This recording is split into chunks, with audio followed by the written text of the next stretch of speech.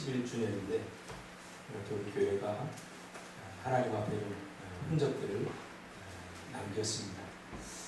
사실 개인적으로 보면 우리가 교회가 잘 성장하고 있었고 또 인천에 머물면서 그냥 성도들과 함께 이렇게 나가면 참 저도 제 미래도 어느 정도 보장이 되고, 그런데 하나님께서는 그만두게 하셨고 그곳의 사역을 그만두게 하셨고 이 땅으로 우리를 인도해 주셨습니다. 참 쉽지 않은 결정이었지만 우리가 이렇게 헌신하고 왔습니다. 두고 온 성도들을 보면 다 눈을 밟히고 함께하지 못해서 미안해하는 한 사람도 우리가 가는 일에 대해서 불평하고 원망하지 않고 우리의 사역에 대해서 함께하지 못한 것에 대한 안타까움을 가지고 있었던 것을 기억합니다. 또 지난 1년 동안은 우리가 이곳에 와서 쉬지도 말고 서두르지도 말자라는 주제를 놓고 우리가 이곳에 정착하는 일에 우리가 지금 애를 쓰고 힘쓰고 있습니다. 참 아브라함의 심정을 많이 여기 와서 느끼고 경험하게 됩니다. 아브라함이 갈 바를 알지 못하고 떠났다는 그 사실이 온몸으로 체험되어지고 또 새로운 땅에서 그 텃세와 또 그곳 낯선 땅에서 정착하려고 몸부림쳤던 아브라함의 모습을 우리가 한번 다시 기억해 봅니다. 사실 이 땅에 우리가 내 고향이라고 말할 수 있는 것이 아무것도 없습니다. 우리는 이제 이 땅에서 잠시 살다가 하나님 부르시면 다 천국으로 가야 되는 그런 사람들이죠. 그렇죠? 그래서 이 땅에 우리가 너무 집착하고 이 땅에서 좀 가난하고 또 성취하지 못한 일들 때문에 가슴 아파하고 고통스러울 이유가 하나도 없습니다. 우리는 나그네와 같아서 이 땅에 잠시 살다가는 인생이기 때문입니다. 참 많은 얼굴들이 다시 떠오르고 또 감회가 좀 새롭습니다. 이것이 우리가 10년 동안 작지만 우리가 돈이 있고 사람이 많아서 했던 일은 아닙니다. 우리가 지나간 10년 동안의 흔적들입니다. 또 이곳에 와서 이제 저는 새로 개척하는 마음을 가지고 왔습니다. 또 다른 10년을 이제 이곳에서 우리가 보내야 될 텐데 하나님께서 또 다른 놀라운 은혜들을 베푸실 것을 저는 확신합니다. 오늘 에베소서 1장 23절 말씀 중심에서 교회 나의 고민 나의 사랑이라는 제목으로 하나님 말씀 전하겠습니다. 이미 여러분 아시는 바와 같이 이 설교 제목은 필립 얀시가 쓴 책의 제목입니다. 교회 나의 고민 나의 사랑. 우리 꿈틀교회가 설립된 지 11주년이 되는 날인데 이 11주년 감사예배 때 어떤 말씀을 전할까 하고 고민하다가 오래전에 제가 샀던 이 책 교회 나의 고민 나의 사랑을 다시 리뷰하면서 묵상하는 시간을 가졌습니다. 우리 교회는 11주년밖에 되지 않았습니다. 아직 어리고 미숙하고 작은 교회입니다. 제가 새벽 예배 때도 말씀했듯이 우리 교회는 작은 보트입니다. 파도가 한번 치면 출렁이고 흔들리는 그런 작은 배와 같습니다. 그러나 중요한 것은 아무리 작고 보잘것없고 미숙하지만 이 교회가 주님이 사랑하셔서 주님의 핏값을 두고 사신 교회라는 사실입니다. 그래서 우리는 작다고 함부로 해서는 안 됩니다. 10년의 지난 시간들이 눈 깜짝할 사이 흐르고 이제 또 다른 10년을 향한 제주 땅에서 1년을 맞았습니다. 1년을 맞으면서 늘 하나님 앞에 제가 죄송했습니다. 이렇게 시간을 헛되이 보내도 되나? 적응이라고 하는 그런 이유 때문에 우리가 이렇게 머물러 있어도 되나? 저를 기억하는 많은 성도님들은 저를 열정적인 사람으로 그렇게 기억합니다. 키는 작고 몸도 작지만 열정적이게 찬양하고 목이 터지도록 기도하고 또 그렇게 소리를 지르며 설교했던 모습을 다 기억합니다. 이곳에 와서 저희는 적응해야 된다라고 하는 그런 생각 때문에 어떤 일도 저희가 크게 하지 않았던 것을 봅니다. 이곳으로 보내신 것은 아브라함처럼 겨우 친지들이나 또 가족들이나 학연, 지연에만 복이 되는 인생이 아니라 열방의 복이 되라고 우리를 이곳으로 또 인도해 주셨습니다. 많은 그리스도인들을 만나면서 제가 느낀 것은 뭐냐면, 내가 기도해서 우리 자식이 잘 되고 우리 자식이 친척들의 영광이 되고 또 주변 사람들, 학연, 지연, 학교를 빛내고 또 가정을 빛내고 이런 것들을 자랑하는 것을 제가 많이 보았습니다. 그러면서 나는 이제 더 이상 죽어도 여한이 없어, 그렇게 말하는 것을 많이 들었습니다. 그래서 제가 마음 한켠으로는, 야, 이것 때문에 우리가 이 땅에 존재하는 이유가, 그런 꿈, 그런 비전들은 세상 사람들도 다 갖고 있는 것 아닌가? 내가 잘 돼서 우리 부모님께 효도하고, 내가 잘 돼서 우리 학교를 빛내고, 내 주변 사람들에게 자랑하고, 겨우 이런 것을 하기 위해서 우리가 이 땅에서 살아가는 것인가? 우리가 가진 비전과 꿈이 세상 사람들과 별반 다르지 않다는 것을 기억하면서 늘 마음 한구석에 조금 허한 것을 느끼게 되었습니다.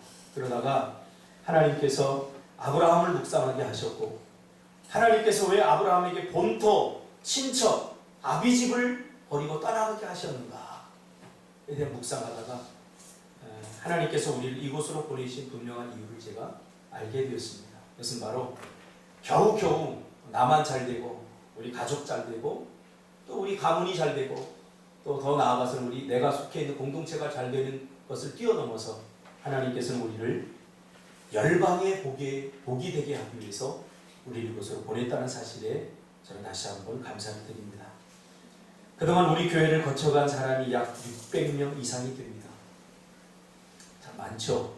제가 이렇게 이야기하니까 집사람이 그래요. 거짓말하지 말라고. 그래서 제가 다 이렇게 송구를 꼽아서 해보면 600명 이상 되겠네, 그렇게 이야기하더라고요. 목사는 우리 교회에 단 하루를 예배하고 단 한 번을 받더라도 목사는 다 기억합니다. 다 기억합니다. 지금까지 많은 사람들이 왔다 갔어요. 그러나 우리 교회에 정착한 사람들은 바로 여러분들입니다. 그리고 많은 그동안의 만남이 있었지만 또 많은 일들이 있었지만 대부분 스쳐간 사람들이 참 많은 것 같습니다. 이 교회가 개척된 것은 2004년부터 하나님은 저에게 교회를 개척하라는 그러한 음성을 주셨습니다. 2004년부터 교회를 개척하라 그러는데 제가 하나님 아직은 아닙니다. 그리고 경북 예천으로 제가 도피 생활을 해봤습니다. 나름대로 하나님 저에게도 시간이 필요합니다. 물론 안 했던 건 아니에요. 인천에 여기저기 개척 장소를 알아보고 했지만 제 나름대로 인간적으로 생각하기엔 아직은 아니다라는 결론을 내렸죠. 예천에서 생활하다가 너무나 행복한 생활이었어요. 부교육자 생활로 그때 당시 상당히 많은 연봉도 제가 받고, 그리고 모든 생활이 안정적이고, 또 이 예천이라는 곳이 저는 대한민국에서 가장 살기 좋은 곳의 하나다 그렇게 생각을 합니다. 삶의 템포도 굉장히 느리고, 그래서 스트레스 받을 일도 별로 없고, 참 행복한 나날을 인간적으로 보냈지만 하나님께서 그곳에서 나를 내모셨습니다. 자꾸 가라고 하는데 제가 안 가니까 하나님께서 갈 수밖에 없는 상황을 만들어 놓으셨는데, 사실 갈 수밖에 없는 상황을 만들어 놓았지만 제가 딱히 갈 곳은 없었습니다. 하나님께서 개척을 하라고 이렇게 하시는 거죠. 근데 급기야 그것을 떠날 수밖에 없는 그런 상황을 하나님께 주셨습니다. 그러니까 내가 하나님의 음성을 듣고 빨리빨리 순종하지 않으면 하나님께서 그런 상황을 나에게 주시더라고요. 그래서 급하게 이제 교회 자리를 천신만고 끝에 알아보고 장소를 구했는데 돈이 있어서 구한 게 아니라 아무것도 없었어요. 2천만 원에 월세 60만 원 그 장소를 알아보고 그곳으로 계약을 해놓고 아무 대책이 없었어요. 하나님 대책 없이 인도하셔요. 제가 늘 이야기하지만 하나님은 보게 하시고 그 모든 것 결과를 다 보여주시고 그러니까 너 가라 이렇게 하잖아요. 이건 믿음이 아니에요. 믿음은 확인하는 게 아닙니다. 확인하고서 움직이는 게 아니라 믿음은 확신하고 확인할 수 없지만 확신하고 나아가는 거예요. 아브라함이 갈 바를 알지 못하고 본토 친척 아비집을 떠나라고 할 때 하나님께서 그려주신 모든 믿음의 결과를 보고 떠난 것이 아닙니다. 갈 바를 알지 못하고 떠났다고 하는 것은 그냥 확신을 가지고 하나님의 말씀을 확신을 가지고 내일이 무슨 일이 일어날지 모레 무슨 일이 일어날지 알지 못하지만 하나님이 가라고 하니까 떠난 거죠. 저도 그렇게 인도함을 받고 이제 겨우 구했습니다. 그렇지만 그 다음부터 문제죠. 2천만 원을 구해야 되고 월세는 그 다음 문제이기 때문에 보증금 할 이 돈이 없는 거예요. 그런데 제가 신혼 때 집사람하고 이제 결혼하려고 저희 집사람 집에 처갓집에 갔더니 허락받으러 간 거예요. 그랬더니 장인어른이 그래요. 너 우리 딸 고생시키려고 결혼하려고 하냐? 너 집 있어? 그러더라고요. 그래가지고 제가 그때 학원에서 강의를 할 텐데 학원 그 원장이 제 고등학교 선배예요. 그 선배님한테 돈 좀 빌려주세요. 지금 장인어른이 집 없으면 결혼 안 시킨답니다. 그래가지고 돈을 좀 빌려서 덜컥 계약을 해버렸어요. 빌라 작은 걸 하나. 그걸 어떻게 갚아야 되는지 뭐 전혀 몰랐어요. 결혼해야 되겠다는 일말의 욕망으로 딱 계약을 하고 어떻게 그 집을 마련해 제가 살다가 어린이집을 하게 되고 또 제가 예천어린이집 떠나게 됐습니다.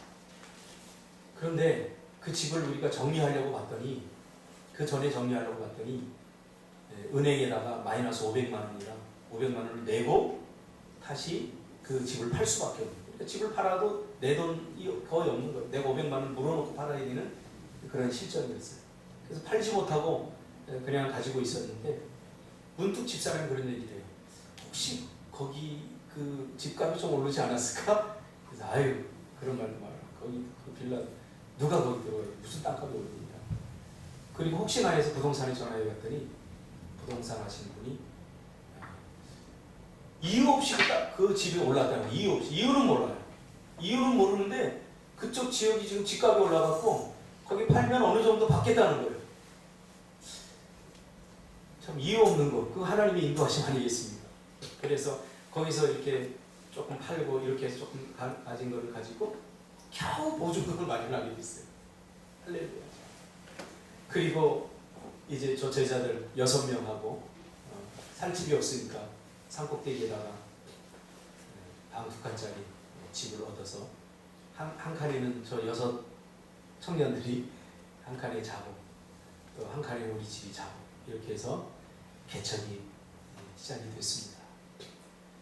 그 공간을 한 요만한 공간을 요보다 작죠. 훨씬 공간을 얻어놓고 뭐 의자도 있어야 되고 마이크도 있어야 되고 하나도 없어요. 칸막이도 해야 되고 하나도 없어요. 지금 기억하면 우리 박상훈 집사님 아버님이 교회는 안 다니셨는데 저를 너무 아껴주시고 사랑해 주셨어요. 그래서 친구분 목수 되는 분을 그것도 수소문해가지고 밤에 와가지고 밤새도록 예천에서 인천까지 와서 칸막이 작업 다 해주고 예수 믿지 않는 사람들이 그 목수로 나보고 그 박상훈 집사의 어머님한테 저 사람은 뭐냐고 그래서 우리 교회 부목사님이라고 그러니까 큰 목사님이 있는데 왜 부목사가 또 있어야 돼요. 그래서 그 박상훈 집사님 어머님이 새끼 목사라고 그렇게 새끼 목사구나 그렇게 알아들을 정도로 교회에 대해 정말 문외한인 사람이 와서 헌신적으로 교회 칸막이를 다 해주고 그리고 막상 이제 교회에 첫 예배를 드리는데 우리는 바닥에 앉아서 예배 드려야죠. 강대상도 없어서 성가 지휘하는 요만한 상 하나 그것도 7만 원짜리 그거 사다 놓고 그거를 이렇게 넣고서 마이크도 없어서 제가 육성으로 설교했던 기억이 납니다. 여기 오늘 본 사진에 다 나오죠. 그렇게 청년 6명과 교회를 시작했습니다. 그런데 하나님께서는 천지를 창조하듯이 하나하나 채우셨습니다. 의자가 없는데 다음 교회 이영복 목사님 어머님이 그 뭐죠? 지금 없어진 프랜차이즈인데 뭐죠? 파파이스. 지금도 있구나. 파파이스에서 매장이 자주 가는데 거기에 그 가구들을 이렇게 처분한다고 그거 갖다 쓰려면 쓰라고. 가서 보니까 빨간 의자에 요만한 아이들이 앉아서 뭐 이렇게 치킨도 먹고 하던 그게 있어서 그거 몇 개를 가지고 봉고차에 싣고 오는데 얼마나 행복하거든요. 우리도 이제 드디어 앉아서가 아니라 이제 의자에 앉아서 예배를 드릴 수 있구나 하고서 그걸 하나씩 이렇게 놓고 몇 개는 다 앉을 수도 없어요. 그걸 놓고서 얼마나 감격하고 감사했는지 몰라요. 또 마이크가 없는데 청소년 때 저하고 같이 생활했던 그 친구가 연락이 돼서 자기가 그거 이렇게 앰프랑 다 설치할 수 있다고. 그래서 그 친구가 와서 또 그냥 공짜로 그거를 다 이렇게 설치를 해주고 또 시간이 지나다 보니까 또 의자가 없는데 하나님께서 가라 그랬어요. 그래서 김포까지 가가지고 난생 처음으로요. 누가 외상 줍니까? 가서 카드로 하려고 봤더니 카드가 한도가 안 나와요. 그래서 다 제작은 다 해놓고 이걸 가져가야 되는데 한도가 안 나오고 그래서 이거 제가 목사인데 외상으로 주십시오. 그럼 제가 꼭 갖겠습니다. 그랬더니 별 이상한 사람들 다 보겠다고 처음에 막 화를 내고 막 하더니 어쩔 수 없으니 가져가라고. 그래서 그 의자를 놓고 하나하나 그렇게 해서 교회가 다 갖춰졌어요. 진짜 돈 한 푼 없이 시작을 했는데 하나님께서 그렇게 하셔서 교회가 교회 되게 하시더라고요. 참. 또 우리 보람 집사, 민지 집사 그때 중학교 2학년 때 교회가 뭔지도 모르고 매일 화장 이렇게 진하게 하고 겨우 중학교 2학년 때 입술을 바르고 쇼커트 같은 치마 입고 막 욕하면서 껌 씹으면서 그러면서 이렇게 왔다가 저렇게 주님 만나고 이렇게 교회에 일꾼들이 되었습니다. 지나고 보니 다 하나님의 은혜였습니다. 그럼 제가 깨닫는 것은 기도하고 하나님은 움직이기를 원하셨습니다. 기도하고 움직이기를 원하셨습니다. 기도하는 것마다 하나님께서 그때 응답하셨고 정말 놀라운 기적과 은혜를 하나님께서 부어주셨습니다. 얼마 전에 저희 교회 초창기 이때 권사님이셨던 분이 연락이 돼서 저하고 통화를 했는데 그 아들이 지금 뉴질랜드로 유학을 가 있는데 우리 생각이 나서 인천으로 목사님 찾아뵙겠다고 왔는데 저를 찾아왔는데 다 없다는 거예요. 교회가 없어졌고 그래서 어떻게 된 거냐고 저한테 연락이 왔어요. 그래서 권사님 저희가 제주도로 왔어요. 그랬더니 권사님이 딱 첫 하시는 말씀이 정말 꿈이 이루어지네요. 그러더라고요. 제가 개척할 때부터 늘 이야기했거든요. 저는 꿈틀 학교를 할 겁니다. 하나님께 주신 이 공간에서 우리가 이런 땅을 주시면 이렇게 해서 이렇게 할 겁니다 하고 비전을 제시했더니 그때 당시에 그걸 믿는 사람들이 한 사람도 없었어요. 그러니까 우리가 얼마나 믿음이 없는지 몰라요.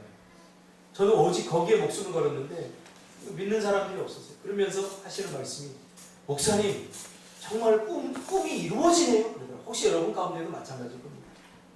여기까지 오게 하신 것 참 힘들고 어려운 것만 생각됩니까?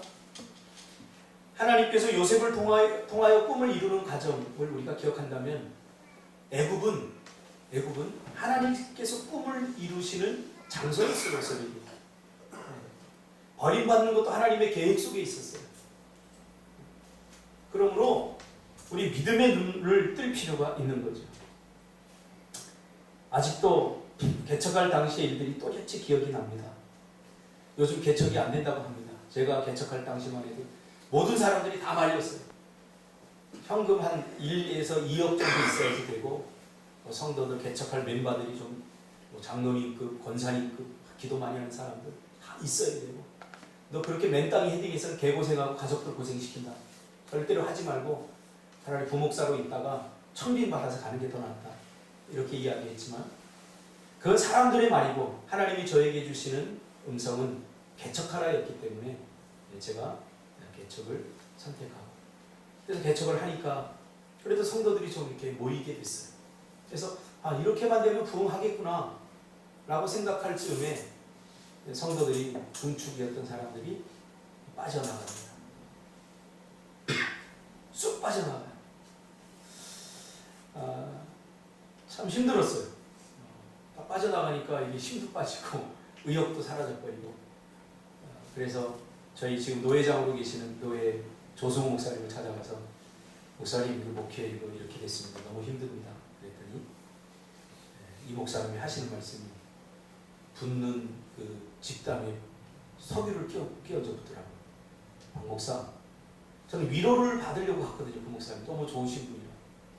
그래 힘내, 참아봐. 조금만 더 기도 하나님 좋은 시간들을 주실 거야. 이렇게 위로받기 원해서 갔던 그 장소에서 이 목사님이 하시는 말씀이 또 나가 그러더라고요. 또 나가. 그때 제가 정신을 번쩍 차렸어요. 그때 제가 나간 성도들을 보면서 좌절하고 있었는데 남아있는 성도들이 눈에 보이지 않더라고요. 그러니까 좌절하게 되더라고요. 그러면서 또 나가 그 이야기를 듣고 보니까 나간 성도들만 성도가 아니라 이 남아있는 성도들이 나에겐 정말 소중하구나. 사실 그때 여기 남아있던 성도들은 생산적이지 않은 성도들이었어요. 뭐 헌금을 많이 하는 성도들도 아니고 교회 중추적인 역할을 했던 사람들도 아니고 다 이렇게 학생들이었고 다 청년들이었고 그래요. 근데 하나님께서 그때 정신을 차리게 하셨더라고요. 그러면서 운영위원회를 조직하게 하셔서 운영위원회를 통해서 우리에게 하나님께서 희망을 주셨어요. 청년들의 그 열심을 통해서 또 희망을 보았고 또 하나는 그때 하나의 또 다른 돌파구였다면 인도 선교였습니다. 해외 선교.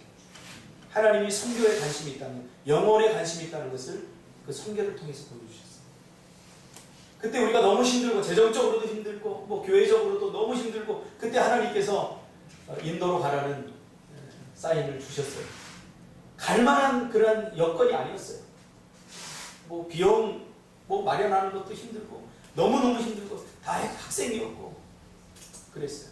그런데 하나님께 헌신하고 인도에 가서 하나님의 일하심을 보았고 그리고 인도에 가서 또 다른 하나님의 비전을 보게 되었죠.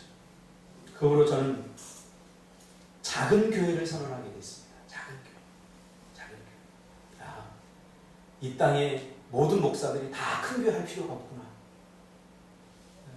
다 그렇지 않습니까? 목회를 시작하면서 모든 목사님들이 갖는 비전이 성도들 많아지고 이렇게 큰 교회를 이루어서 하나님의 일을 멋지고 크게 한번 해보고 싶은 그러한 생각들이 다 있지만 모든 목사들이 그런 꿈을 가져서는 안 된다는 사실을 제가 깨닫게 되었습니다. 그래서 작은 교회를 선언했습니다. 작은 교회를 선언하고 나니까 어떤 일이 일어나냐면요. 보통 큰 교회에서 왔던 또 수평이동하는 교회 우리 왔던 그러한 성도님들이 적응을 잘 하지 못하는 거예요. 그래서 교회 시스템을 큰 교회 시스템으로 자꾸 바꾸라. 물론 제 자랑은 아닙니다만 목사님 설교하는 것도 뭐 그렇게 뭐 못하지도 않고 그리고 이렇게 헌신할 성도들도 있고 그런데 금방 부흥하고 성장할 것 같은데 시스템을 큰 교회 시스템으로 바꾸는 게 낫다 하면서 여러 명의 장로님들이 참 많이 오셨어요. 저희가 할 때 교회 권사님들이나 장로님들이 참 많이 오셨었어요. 그런 이야기를 했지만 그러나 작은 교회 나만이 할 수 있고 내가 가진 은사만이 할 수 있고 우리가 가진 것으로 헌신할 수 있는 작은 교회를 선언하고 많은 숫자가 아니라 한 사람이라도 하나님 앞에서 정직하게 서서 건강하게 신앙생활을 해서 열매 맺을 수 있는 사람이 한 사람이라도 있다면 조금 더 집중적으로 목회할 수 있는 작은 교회를 선언하게 되었습니다. 그래서 저희 교회에 하나님이 주신 세 가지 사명이 있죠. 다음 세대를 믿음의 세대로 살리는 교회. 저번 주에 집사람이 이 지역에 큰 교회 다니는 분들과 이야기하면서 그런 이야기를 하더래요. 요즘 아이들 교회 와서 예배 제대로 안 드리고 그냥 예배 시간에 떠들어 주지 않고 그냥 가만히 있다 가는 것만으로도 우리 교사들 만족한다. 이 안에서 화가 치밀어 오르고 이게 어쩌다가 우리가 이렇게 되는 거예요. 그 교회뿐만 아니에요. 제가 어린이 사역을 하고 청소년 사역을 하면서 느낀 게 뭐냐면 다음 세대가 이제 조금 어른이 되면 절대 교회의 중추 세력이 되지 않습니다. 어릴 적부터 말씀으로 훈련하고 어릴 적부터 이 세대, 이 세상 아이들과 살아가는 방식을 달리하고 그것에서 당당함과 자신감을 갖게 양육하고 교육하지 않으면 한국교회 미래는 없습니다. 성교회처럼 다 무너지게 되어 있습니다. 그래서 저는 우리 교회가 작지만 그렇게 하려면 혼자서는 안 되기에 다음 세대를 살려는 일에 또래 공동체를 만들어줍니다. 우리가 청년들이 지금 우리 교회에 이렇게 있지만 이 청년들이 이렇게 믿음으로 버틸 수 있는 것은 또래 공동체를 만들어주었기 때문입니다. 혼자가 아니라. 그래서 제가 인천에 있을 때 10미니츠라고 해서 학교마다 기도운동하는 운동을 제가 벌였습니다. 그래서 기도운동 조직을 만들고 아이들이 점심시간을 쪼개 점심 빨리 먹고 와서 10미니츠 10분만 기도하는 거예요. 손잡고 나라와 민족을 위해서 기도하고 그 자신의 미래를 위해서 기도하고 하는 운동을 제가 했습니다. 다음 세대를 살립니다.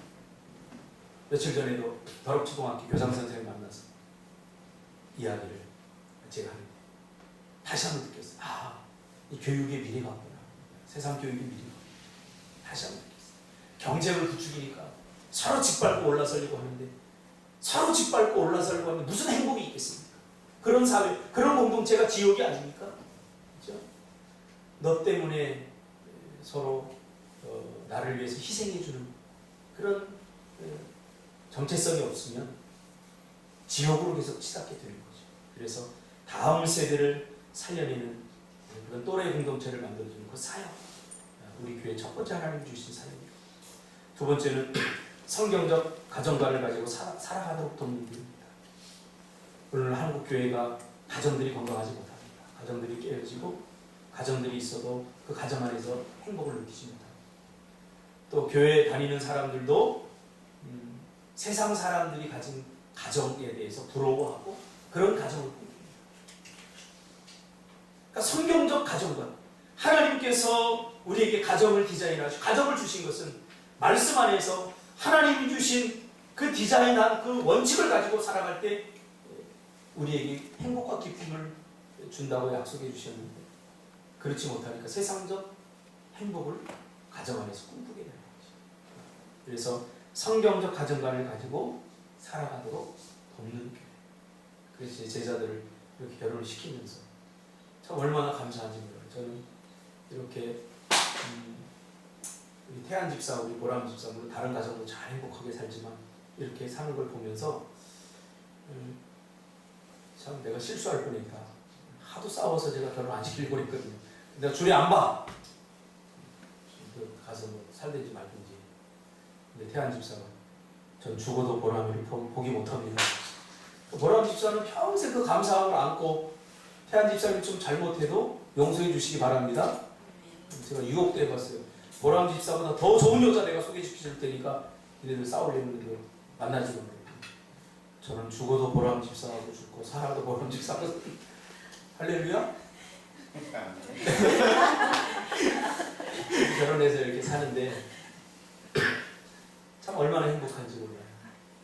또 우리 상진 집사 장로님이 날마다 도전받는데 옷을 빨래를 늘고 거기 이불을 갖다가 널고 이렇게 하는 걸 보면서 배운다고.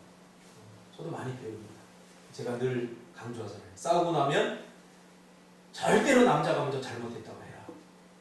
남자가 쫌생이같이 자존심 세우고 밥을 안 먹고 그런 짓 하지 마라. 남자가 잘해도 잘못했다고 무조건 이야기해라. 그랬더니 상진 집사가 싸우고 나서 내일 잘못했다고 한다고 얘기한다고 그러더라고요. 지금도 그러지 상진아? 요즘 안 그러나? 아 요즘 안 싸우는 것 같아요. 그래서 그럴 일이 없는 거예요. 그렇습니다. 이런 작은 몸부림들 우리가 신앙을 우리가 관념적으로 놓고서 믿음으로 살아야 돼 그러지 말고 좀 가져와야 돼. 정말 예수 믿으면 나 때문에 가정이 행복해져야 되잖아요. 근데 예수 믿고 내가 나 때문에 가정이 힘들어지고 나 때문에 어려워진다면 이거 뭔가 잘못된 거예요. 뭔가. 내가 예수 믿기 때문에 내 아내가 행복해지고 내 남편이 행복해지고 내 자녀들이 행복해지고 저는 가끔 우리 막내가 그런 이야기를 해요. 저한테 우리 보면 물론 뭐 사줄 때 그런 얘기를 많이 듣지만 엄마 아빠가 우리 엄마 아빠가 돼서 난 너무 좋아. 할렐루야. 그런 이야기를 들으면요 부담이 한편으로 되면서 많이 사줘야 되겠다 그런 생각도 들면서 굉장히 기분이 좋아요. 제가 목회를 하면서 사실은 물질적으로 많이 쫓아다니기 때문에 우리 큰아이는 뭐 학원 한번 보내지 못했습니다. 늘 감사한 것은 우리 대학교 다니는 우리 청년들이 상지 일사를 비롯해서 무료로 과외도 해주고 이렇게 하면서 우리 아이가 이렇게 컸어요. 늘 미안한 마음을 가지고 있었어요. 남들 해주는 거 못 해줬기 때문에 학원 한 번도 못 보냈거든요. 근데 언젠가 우리 큰애가 그러더라고요. 아빠, 이제는 더 이상 미안해하지 마. 나 그런 거 하나도 못 느껴. 아빠 엄마가 있어서 얼마나 행복하냐. 그래서 요즘 대학교 가서 장학금도 그런 걸 보면서 얼마나 감사합니다. 하나님이 키워주십니다. 사실 하나님 앞에 철저히 제가 양심을 놓고 고백하면 우리 애들, 우리 가정 먹고 살 거 놓고 제가 지금까지 단 한 번도 기도한 적이 없어요. 하나님 쌀에 떨어질 것 같으니까 채워주세요. 하나님 우리 에린이 명문대 가야 되는데 하나님 도와주세요. 이렇게 우리 자녀들이나 또 우리 뭐 이거 위해서 기도한 적이 제가 한 번도 없어요. 늘 목회를 하게 되니까 정말 여러분도 한번 목회를 해보시면 알아요. 그런 기도 안 나와요. 그런 기도 안 나와요. 하나님 교회, 이 교회, 몸된 교회, 주님의 교회, 이 교회 하나님 영광 가리면 안 됩니다. 우리 교회에 속해 있는 성도들 하나님 잘, 이런 기도밖에 안 나와요. 이건 뭐 설명할 수 없어요. 설명할 수 없어요. 목회를 해봐야 알게 됩니다. 성경적 가정관을 가지고 살아가도록 돕는 교회에 대한 비전을 주시고, 마지막 세 번째로는 사명 없이 사는 자들에게 사명을 찾도록 돕는 교회입니다. 제가 예수님을 인격적으로 만나고 나서 많은 성도들을 만나면서 갖게 되는 안타까움이 있었어요. 뭐냐면 구원받은 것은 감사하는데 그것으로 끝이에요. 그러니까 나만 잘 먹고 잘 살면 된다. 별 탈 없으면 이것이 하나님의 축복이라고 속으면서 살아가는 사람들이 많다는 거예요. 하나님께서 왜 나를 구원시켜 주시고 왜 하나님 자녀 삼아 주셨습니까? 하나님의 일을 하라고 성경에 분명히 이야기하고 있습니다. 사명을 감당하라고. 그래서 하나님께서는 우리에게 두 개의 부르심을 주십니다. 하나는 구원회로의 부르심과 또 하나로는 사명회로의 부르심. 그런데 한국교회 대부분의 사람들이 구원받은 것에 만족하고 구원을 즐기는 데 빠져 있습니다. 하나님께서 우리에게 하라고 주신 사명, 그게 있어요. 그거 해야 돼요. 그래서 사명 없는 사람, 그러니까 교회에서 그냥 싸우고 쓸데없이 미워하고 그런 일들이 일어납니다. 하나님의 일을 감당해야 됩니다. 사명 없는 사람들에게 사명을 찾도록 돕는 교회, 이 세 가지 사명을 하나님께서 우리에게 주신 것이죠. 오늘 본문에도 그렇게 말하고 있지 않습니까? 교회는 그의 몸이니 만물 안에서 만물을 충만하게 충만입니다. 교회는 예수님의 몸입니다. 예수님의 몸인 동시에 우리가 교회이기도 합니다. 성경에서 분명히 말해주고 있습니다. 교회는 예수님의 몸이고 우리도 교회고 예수를 우리 안에 모셨기 때문에 우리가 교회입니다. 그래서 우리는 움직이는 교회인 거죠. 그러므로 한 교회가 건강해지려면 고린도전서 12장 27절에 보니까 우리는 교회의 각 지체라고 표현하고 있습니다.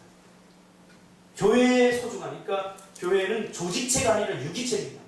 세상은 조직체죠. 오늘날 교회가 자꾸 세상의 조직체를 따라가려고 하니까 이게 문제가 심각해지는 거예요. 아니에요. 교회는 철저히 유기체입니다. 살아있는 몸입니다. 조직체는 조금 마음에 안 들면 야, 너 회사 그만두고 잘라버리면 됩니다. 그런 교회는 유기체이기 때문에 잘라버릴 수가 없어요. 그리고 하나예요. 저 사람의 아픔이 나의 아픔이 되고 저 사람의 흠이 내 흠이 되는 거예요. 이게 유기체의 특징이에요. 보세요. 유기체란 몸 아닙니까? 한 몸이라는 뜻이에요. 그리스도와 나는 한 몸이고 그리고 그리스도의 몸은 교회고 그리고 우리도 그리스도의 몸이고 그러기에 우리도 그리스도의 교회입니다. 저와 여러분이 모여서 한 교회를 이루는 거예요. 이곳에 누구 한 사람이 허물이 있다고 끝을 비난하면 어때요? 자기 몸을 비난하는 것과 마찬가지. 어제 제가 주일학생들하고 축구를 했어요. 축구를 막 하는데 이 앞집에 준서가 축구를 하고 싶다고 와서 같이 축구를 해요. 그런데 얘는 룰을 모르기 때문에 우리 편 공을 막 빼앗아. 그러니까 한 친구가 뭐라고 그러냐면 목사님 심각한 얼굴. 얘는 축구를 잘해요. 쟤 빼버려요. 저는 왜 내 몸을 빼앗아요? 쟤 빼버려요. 그러는 거예요. 그래서 내가 설득시켰어. 우리는 한 팀이야. 그러니까 쟤한테 룰을 가리켜서 볼을 저쪽으로 보내도록 그렇게 해야 돼. 그렇게 했는데도 설명을 했어요. 준서야, 여형아도 우리 편이고 목사님도 내 편이고 그러니까 볼을 잡으면 뺏으면 안 되고 저쪽으로 보내야 돼. 그랬더니 네! 하고서 또 가서 볼을 잡으니까 또 뺏어요. 우리가. 그렇다고 빼버릴 수 없죠. 우리 편인데, 한 몸인데. 그래서 우리 교회가 부흥하려면 내가 건강해야 되고 내가 부흥해야 돼. 내가 작은 교회가 모여서 하나의 교회가 되는 것입니다. 고린도전서 12장 27절에 보면 너희는 그리스도의 몸이요 지체의 각 부분이라 라고 분명히 말합니다. 여러분, 하나님께서는 우리가 한 몸을 이루기를 원하십니다. 하나. 그렇지만 획일화되지 않은 하나. 다양성을 추구하지만 그러나 변질되지 않은 하나가 되기를 원하십니다. 하나가 되려면 어떻게 되냐면 모든 기쁨과 슬픔을 함께 해야 돼요. 제가 교회를 하면서 딱 하나 마음에 남는 거 있어요. 성도들이 이런 성도만 되면 좋겠다. 다른 거 아니고 집 팔아서 뭐 헌금했으면 그런 소망 하나도 없어요. 교회를 교회답게 하는 가장 중요한 것은 뭐냐면 함께하는 거예요. 함께하는. 기쁨도 함께하고 슬픔도 함께하고. 왜냐하면 주님이 임마누엘로 우리와 영원히 함께하겠다고 해주셨기 때문이죠. 주님은 절대 우리를 떠나지 않습니다. 교회도 떠나지 않습니다. 그러니까 교회가 망할 일은 전혀 없습니다. 그러나 하나님은 우리를 부르셔서 교회에 부흥하기를 원하셔요. 어떻게? 숫자만 늘어나는 부흥이 아니라 한 사람이 예수의 생명을 얻고 그 사람이 예수님처럼 변화되어서 그 사람을 통해서 또 다른 생명을 인계하는 이 거룩한 부흥, 거기에 하나님께서는 동참하기를 원하시죠. 그래서 가장 중요한 게 뭐냐면 함께하는 거예요. 하나님이 우리와 함께하기 때문이죠. 앞으로 이제 또 다른 10년을 향해서 우리 교회가 나아가고 또 다른 10년을 향해서 나아갈 텐데 우리가 초심을 잃지 않고 과거는 다 잊어버렸으면 좋겠어요. 지금도 우리가 이걸 보면서 옛날 사람 많이 떠오르더라고요. 그 과거에 붙들리면 미래로 나아갈 수 없어요. 우리는 지금 이곳에 제주에 와 있고 또 하나님은 지금 여기서 우리로 하여금 헌신하기를 원하셔요. 그죠? 예전에 제가 목회를 할 때 어떤 권사님이 이렇게 오셔서 내가 지금 이사해서 잠깐 우리 교회가 떨어져 있는데 내가 그 교회 다시 갈 거예요. 그러니까 우리 그 교회로 갈 때까지만 제가 이 교회 다닐 거예요. 네, 권사님 그렇게 하세요. 근데 보니까 아무것도 안 하셔야 돼요. 예배만 이렇게 참석하셔요. 하나님 결국 구하지 않아요. 지금 내가 있는 여기가 내 교회입니다. 주님의 교회입니다. 제가 그것을 어떻게 깨달았냐면 제가 군대에 있을 때 군종병을 했어요. 군종병을 했는데 그냥 군대 갔으니까 그때는 좀 적당히 신앙생활을 해야 되겠다 그런 마음을 갖고 있었어요. 근데 하나님이 기뻐하지 않더라고요. 하나님이 그곳에서 내가 밟고 있는 그 땅에서 예배하기를 원하고 그곳에서 헌신하기를 원하더라고요. 그래서 제가 새벽 기도를 만들었어요. 군대에서 새벽 기도하는 건 불가능합니다. 왜냐하면 다 근무 시간이 있기 때문에. 그런 하나님은 내가 지금 서 있는 그곳에서 최선을 다하기를 원하셨어요. 그래서 그 교회를 내 교회처럼 정말로 주님의 몸된 교회처럼 생각하고 제가 거기서 목회를 열심히 해서 교회를 열심히 소문이 나니까 그 사단장님이 저 대대에 교회를 지어주라고 해서 공병들이 와서 교회를 멋지게 지어줬어요. 대대장이 불교였어요. 통도사에서 부산에 있는 그 양산에 있는 통도사에 1년에 한 번씩 이 스들이 와가지고 수백 명이 와가지고 막 법회도 하고 그랬던 그런 불심이 강한 대대장이었는데 저를 보고는 저 교회를 안 지어주면 안 될 것 같다고. 왜냐하면 기도하니까 부흥되잖아요. 막 그 근무 시간 막 쪼개서 나와서 기도하고 막 하면서 10명이 또 20명 되고 20명이 30명 되고 하면서 새벽 재단을 쌓으니까 교회가 좁아지는 거예요. 조그만 초소 같은 데서 예배를 드려도 그 교회를 지어줘라. 그렇게 해서 교회를 멋지게 개척을 하고 짓고 제가 제대를 한 기억이 납니다. 하나님은 내가 서 있는 지금 여기가 당신의 몸이고 교회라고 말합니다. 지금 여기에서 여러분 최선을 다하시기 바랍니다. 또 하나님 보내시면 어디로 갈지 몰라요. 그러나 지금 내가 서 있는 이곳, 열흘이 될지 일주일이 될지 한 달이 될지 1년이 될지 모르지만 이곳이 하나님의 몸된 교회입니다. 알고 요즘 지교회 중심으로 가잖아요. 다 우리 교회밖에 몰라요. 내 교회밖에 몰라요. 제가 개척을 하고 나니까 옆에 예전중학교회라고 있는데 개혁축 교회인데 우리 청년들이 미얀마 가겠다고 플리마켓을 하고 막 물건을 팔고 막 그 지역에 소문났어. 우리 지역 열심히 가. 그런데 그 교회 성도 한 분이 와가지고 와 너희들 우리 교회 와라. 그랬다는 거예요. 우리 교회 와라. 우리 교회 오면 더 큰 일을 할 수 있다. 뭔가 잘못됐죠. 다 우리 교회죠. 큰 교회는 작은 교회의 연약함을 돌봐야 돼요. 믿음이 큰 사람은 믿음이 작은 사람의 일을 돌봐야 돼요. 서로 돌보고 합력하여 손을 함께 해야 되는데 아니 몇 명 되지 않는 그 청년들이 열심히 그냥 복음 전에서 키워놨더니 성도 뺏기 도시교회가 그러고 있어요. 이게 결코 하나님 기뻐하는 일이 아니에요. 모든 교회가 주의 교회. 그래서 우리 교회만 위해서 기도하면 안 돼요. 나라를 위해서 기도해야 되고 지금 한국 교회, 한국 사회가 위기 아닙니까? 여러분 그거 못 느낍니까? 제가 요즘 최윤식 박사의 그 미래학, 우리나라의 유일한 미래학 학자인 그리고 크리스찬이기 때문에 그 사람이 성경적으로 우리 한국 교회의 미래를, 또 한국 사회의 미래를 지금 관망하고 있지 않습니까? 그 최윤식 박사의 책을 무조건 사서 봐요. 그분은 그냥 어떤 그냥 막연하게 그 세상적인 학문을 가지고 미래를 예측하는 게 아니라 성경을 가지고 미래를 예측하는 거예요. 그분의 책을 제가 요즘 읽고 있는데 지금 한국 사회는 대단한 위기입니다. 그러면서 북한의 김정은의 저렇게 그런 속셈들 이런 것들 성경적으로 이렇게 분석을 해놓고 그런 걸 보면서 야 우리가 정말 지금 기도하지 않으면 안 될 때임을 다시 느끼게 돼요.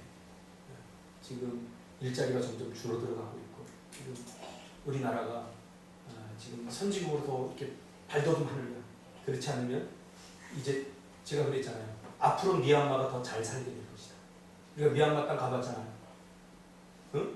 그 과자 초콜릿 몇 개 주는 거 갖고 사람들이 몰려들잖아요. 지금 제가 SNS를 통해서 보는 미얀마는 엄청나게 달라요. 놀이동산 보니까 제가 맹학교 소개사람한테 가서 우리 놀이동산이라도 여기 왔으니까 좀 한번 소개해달라고 그랬더니 웃으면서 그딴 거 없다고. 근데 지금 보니까 엄청나게 많이 생겨나고 있어요. 지금 어떻게 될지 몰라요. 우리 개인의 신앙과 믿음도 마찬가지예요. 지금 이렇게 앉아있을 때가 아니니까요. 시간은 계속 흐르고 잠깐 오면 우리가 이제 하늘나라에 다 가게 돼요. 그러기에 하나님께서 우리 꿈틀교회에 주신 우리 시대적 사명, 우리가 모든 걸 다 할 수는 없어요. 그러나 우리가 해놓고 다음 세대에 물려줘야 될 것, 우리 때문에 다음 세대가 고생하게 해서는 안 돼요. 우리가 기도하면서 믿음으로 도전하여서 우리 하나님 앞에 큰 영광과 기쁨을 돌려드리는 우리 꿈틀교회가 되었으면 좋겠습니다. 기도하겠습니다.